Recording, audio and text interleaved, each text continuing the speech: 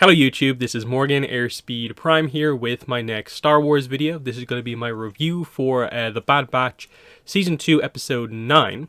So, yeah, here we are at another, what initially comes across as being like, and immediately after two amazing episodes have we reset back into the cycle of one-off episodes, not a lot important really happening. This episode makes a few changes to the what's been typically the formula up to now, in that one, it's one of these episodes where they actually decide to do a little bit with the characters. That's been part of the problem with a lot of the other episodes, like the opening two-parter, episode 4 or 5, that sort of thing, is that they didn't actually do much with the dynamics between the Bad Batch characters. So Echo, Tech, Wrecker, Hunter, even Omega, like, haven't been up to much from a character point of view this season. It's been like missions, it's been about the new characters, the new places they've gone to in those episodes, rather than anything character driven. And even like the last episodes, where the Bad Batch got involved in episode 8 after not being in episode 7, it was still more of a case of, and here they are in action, where the only main effect that you felt like really had was just Echo's decision to leave the group. Here, they are forced to basically tackle that to a certain degree. And you're wondering, like, early on in the episode, why aren't we really touching on this all that much? But they eventually do get around to addressing, at least with Omega and Tech, the impact of Echo leaving the group. But also, this episode does do a little bit to set up some future content, in that the ship, the Marauder, gets stolen by a kind of mysterious character, and they don't get it back within this episode. The setup here is that they have to survive the storm, get out of the mine when they get trapped in there, and now they found their way to the town on this planet that they were kind of heading to in the first place. And so they're now trying to get the Marauder back, with a little bit of an idea of sort of, as part of the little emotional arc of this episode, there's maybe the acceptance of, like, they need to get the ship back because it is their home. It's not so much just a tool, it is important, and they're going to maybe try and get it back. And also, there's a little bit more with the Sid stuff, where, again, we had set up a little bit of setup from previous episodes, suggesting that, is she going to betray the group at some point? They don't quite commit to that here, but certainly the group is beginning to have, I think, more and more doubts about Sid, where she doesn't seem to care about them as much as, they would want. That they ask for some sort of help, like an extraction, because they don't have the ship. And she's just like, yeah, give me a few days, I'll work on it. As in, like, she's not rushing to make this happen. That's a bit of a bad sign. And hopefully, I don't want this to be the arc. I don't want this to be the full arc of this show for the Bad Batch here. It's just dealing with, Sid and stuff like that. I do think that they need to move on from her so they can do bigger and better things, so they can actually have more of a clear-cut plot, whether that be doing something that actually brings them into sort of like joining the rebellion and committing to maybe some of what caused Echo to decide to go with Rex and the want to help out a little bit more, or some other more directed reason than just traveling around just like surviving, which is what's creating a lot of these one-off episodes. There needs to be more of a goal for kind of everyone in mind.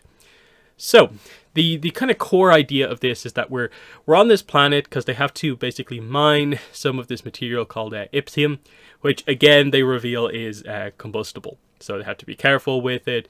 That's most of these kind of rare materials. There's always some sort of a threat of it going off. Initially, they kind of teased the idea that, has Sid bought like an already kind of like, finished mine, like there's nothing left in it.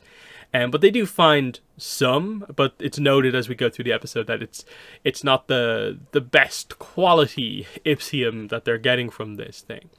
In the middle of all this, of course, outside Wrecker, they do establish that actually part of the reason why this ends up happening is because they have to have someone keeping watch outside, but they also need a few people inside to actually like do the extraction. And so being down a character, especially an important character like Echo, it really highlights that they're kind of struggling to kind of do things here. Now, in this case, I thought, it was weird to position things in this way, where, like, say, Hunter, for instance, was just, I'm going in. And then he doesn't actually do anything. And it's like, why did you have Wrecker go outside when Wrecker, if you're going to be doing some mining, you assume he's going to be very useful inside. So you have Omega and Wrecker stay outside while Tech and Hunter go inside. But then immediately they have to call Omega in because of where they find the Ipsium. And then it's very much a case where, like, Hunter, you should probably go outside as well, because Tech can cover a lot of this stuff here with Omega. So there's a little bit of kind of bad man management, even though they were down like a character, I get it. But they just misplaced who should be where. Whereas you think, like, if Hunter was outside, he probably would have spotted what happened, which is probably the reason they didn't, from a writing perspective, have that happen. Because I don't think you want to have someone sort of, sneak past Hunter because he's all about the enhanced sort of senses style thing. But anyway, that's what ends up happening here. I don't have any obvious, like, speculation. I think, like, a lot of people are kind of like, is this some sort of, like, kind of pirate, kind of like, is this Hondo? Is this building up to, like, a bit of a Hondo thing where they come into contact with him? Otherwise, I don't really have too much of a suggestion about particularly, like, what it could be, who the person is who stole the ship. But beyond that, like, what they're outside, the storm kind of changes direction, it's coming in, and as they're making their way to the nearest town, there's a kind of like a stampede, the storm starts to hit really hard, they find an entrance to a secondary mine, but in the middle of all of that, the Ipsium that they have mined gets bashed around, it goes off and traps them in the new mine. And it's at this point in the episode where we actually start to get into some of the more kind of character stuff, where, like, they've been building up the idea of, earlier on in the episode, that, like, Omega clearly very much misses Echo and is a little bit surprised that, in a way, like, the rest of the crew is not really reacting all that much to it. Similarly, the fact that most of the group doesn't seem to react overly strongly to the loss of the ship, which she views as being her home, and is surprised that none of them are making too much of an argument to, like, really rush out to go after it. Obviously exemplified by, Tech being the one to primarily speak and give the sort of explanation for at least why but I suppose it's part of the reasons for the others as well. Why he just kind of gets on with things. They're just like, well, he's made his choice. He left like that. They kind of tried to make the point where, like, what was it? Like, he's not gone. He just is on a different mission. Like, he chose to leave. It's not like we've, full on lost him in a way. And obviously this leads to, Tech, saying something in a way where it comes across as being just a little bit kind of careless to, like, her feelings. And this is where we get the dynamic here of, a little bit of characterization here of just Omega is a little bit more kind of emotionally kind of attuned to these type of things, and she likes this family dynamic with the rest of the Bad Batch, and so struggles with the kind of loss of the others here. So, like, we've already had Crosshairs, now Echo.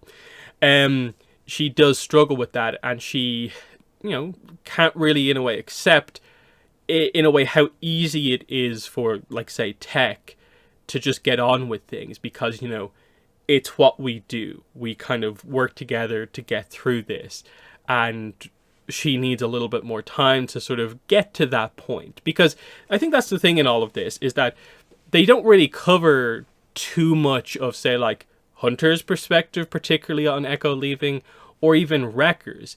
They more frame it in this way as just they get why Omega misses her, whereas Tech comes across as a bit like, we've no time for the emotion of dealing with this right now, kind of get on with it.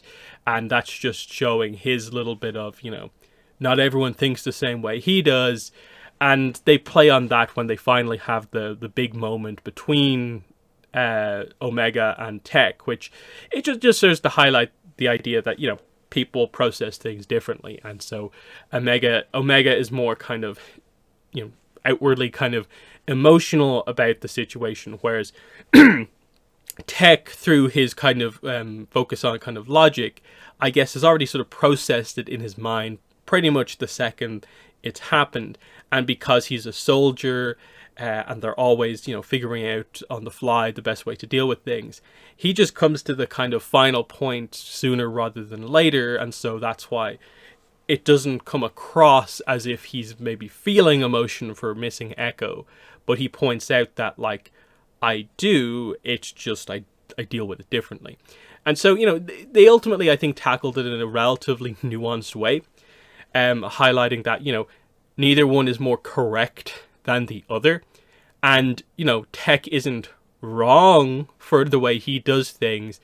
He just needed to make amends a little bit with Omega for maybe too strongly leaning on the idea of, well, we're already past it, so, like, let's get on with this, when Omega actually needed time to deal with it. That's the one slight, like, issue that needs to be dealt with amongst the two. So, Omega finds the new kind of vein that has the more pure Ipsium. They get a lot of that. They fall down the kind of, what do they call it, an aqueduct. And they find the kind of path outwards kind of through that, which brings the rest of them into play. Now, look, I like this characterization, but it is very basic. It is, like, very basic. It's Tech, the smart kind of genius level character. Of course, the characterization in a plot like this is going to be that he relies more on the logic than his emotions. And they did it well, but, it is ultimately quite basic and to the point. Highlighting the idea that, like, I wouldn't jump to massively praising the kind of writing quality here, the characterization here, just because, as I've been saying for most of this season, the Bad Batch are beginning to really stand out for, like, not having that much depth to them outside of, like, their core, like, one character trait each. And we just need more stuff like this to happen a little bit more regularly. Like I was saying at the start of this review, we didn't really get anything that resembles this sort of stuff in, like, the previous episodes.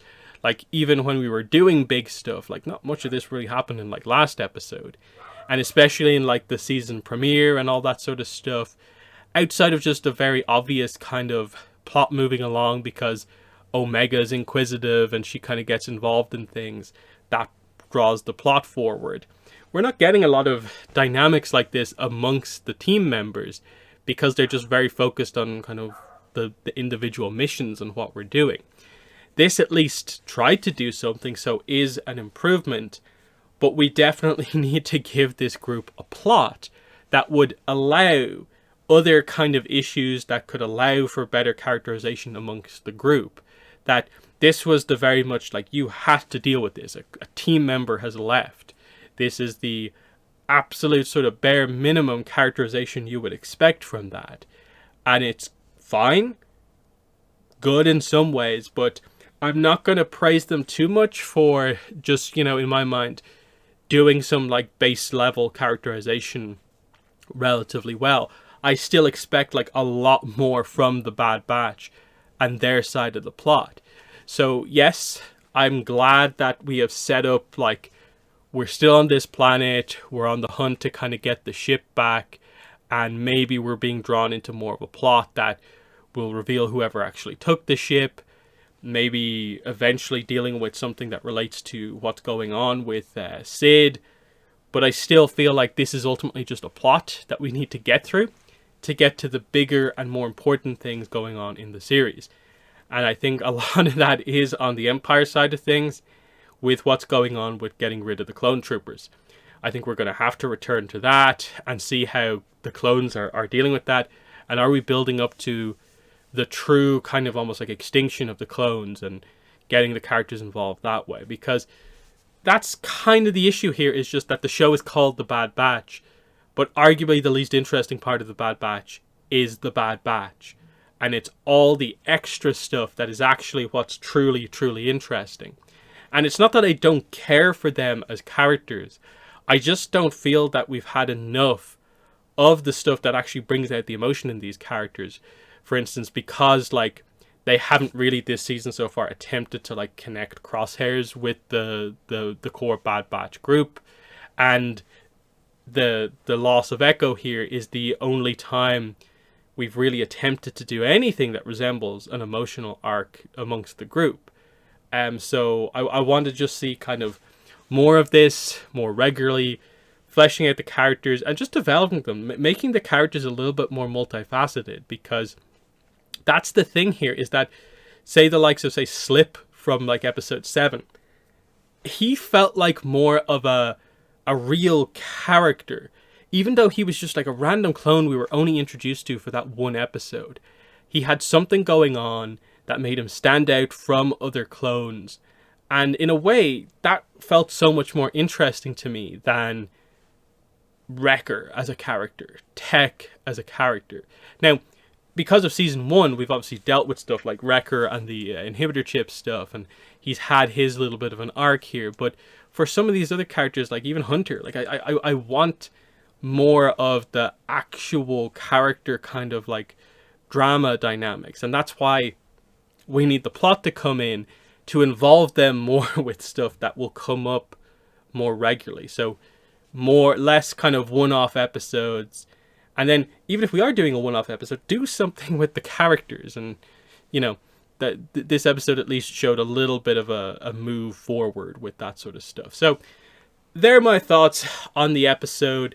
A bit of a weird one, I think, to review, in that like it's a good episode, but I don't think is doing that much that's like super incredible, because the core setting on this planet like wasn't like super interesting. We're just doing some mining, some animals.